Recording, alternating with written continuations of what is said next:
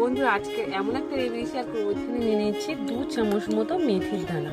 আর এই মেথির দানা কিন্তু আমাদের চুলটাকে খুবই ভালো নিয়েছি। পেঁয়াজ আর পেঁয়াজ কিন্তু আগে আর বেশি নিয়ে নিয়েছি।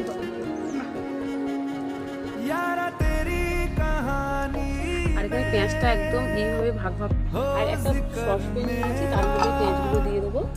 আর এর মধ্যে দিয়ে দিচ্ছি 1 বাটি এখানে মেথির দানা পেঁয়াজটা কিন্তু একদম ভালো করে সিদ্ধ হয়ে গেছে পেঁয়াজটা। এখানে মেথির দানাটা কিছুক্ষণ হালকা আর এখানে কিন্তু রেডমিটা একদম ঠান্ডা মেথির যে মেথি আর পেঁয়াজের যে সিরাপ, আর এটা কিন্তু আমি আলাদাভাবে এটা মিক্সি করে নেবো।